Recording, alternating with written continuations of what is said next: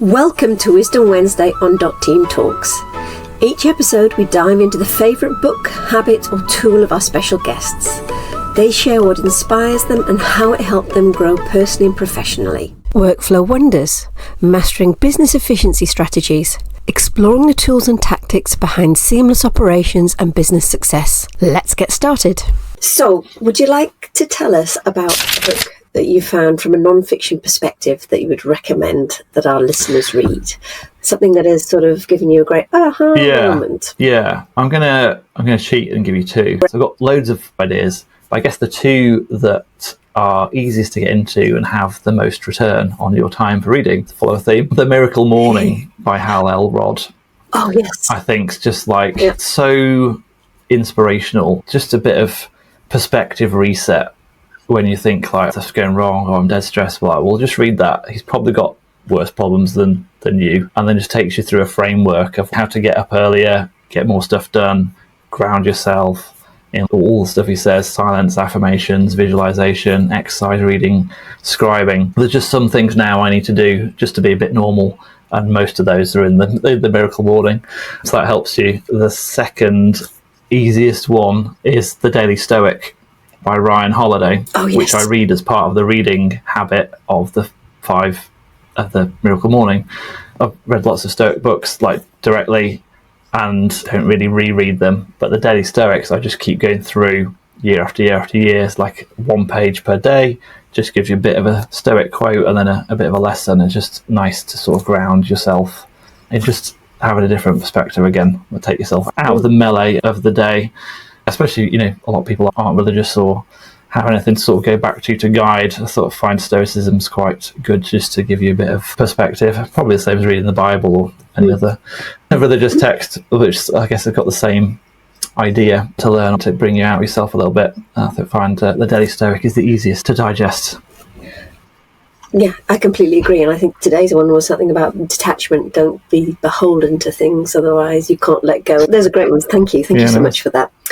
And what about habits? So would you include your Miracle Morning as a habit, or is there another kind of habit that you think this has really helped me and I can't do without it? A tool or a habit that I can't live without at the moment is motion.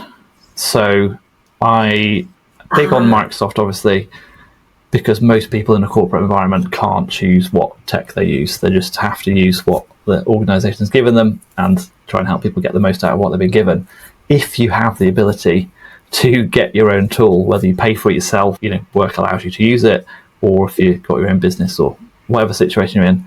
I've gone all in on motion. It's just helps me control my life, get more stuff done, reduce stress. But basically, if you just go all in on it, stick all your tasks in there. It's a task management program, essentially. It says it uses AI, again, which I think is a bit of an oversell. But it's got some sort of algorithm in. Basically, you put everything you need to do in there. It's just amazing. You can do the same thing. And we've got a course that shows people how to do the same principle in Microsoft, but it's a bit more manual. So I'm hoping Microsoft just buy it, because it'll be available to everybody. Or copy it, whichever what they want to do. That is one thing I can't live without. Okay, good things about that. And what about future tools or future habits that you hear on the horizon that you haven't had time to play with properly yet? I'm usually up to speed on most stuff coming out, because I like to be ahead of the game. But one thing that I am eagerly awaiting is OpenAI's ChatGPT advanced voice mode, which they showed a few months ago and started rolling out to people in alpha. If you pay, my subscriptions are like, I just get it for a month and then cancel it. I get it for a month and cancel it. So if I need it, I'll just buy it again. But I haven't got access to that yet. I think I've seen some US people try it out. I've not tried it out. And if the listeners don't know what it is, I guess at the moment you can speak to Siri or Alexa or whatever. And it's like you say something, it stops. In the background, it's actually transcribing that into text, sending that over, reasoning in text, coming back in text, and then just reading the text out in a robotic voice. Whereas this new model is like, you say something and it, without transcribing into text and back into voice, it's just voice to voice. It's more like having a conversation, and you can interrupt it.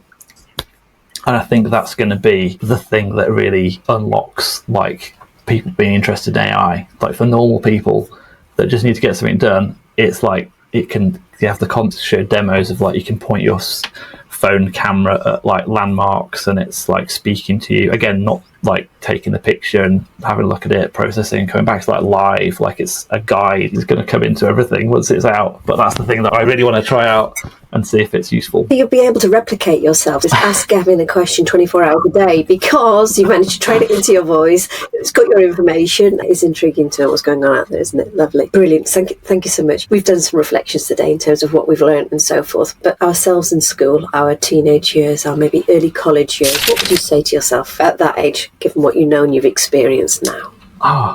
I don't know. I've got 2 young kids. I'm quite scared about when they hit their teens, just because the amount of new technology and stuff that's coming in. It's quite difficult to know what to advise them. If I'm speaking to them on like what career is going to be the good thing to go into, like 20 years down the line, because things are moving so quickly.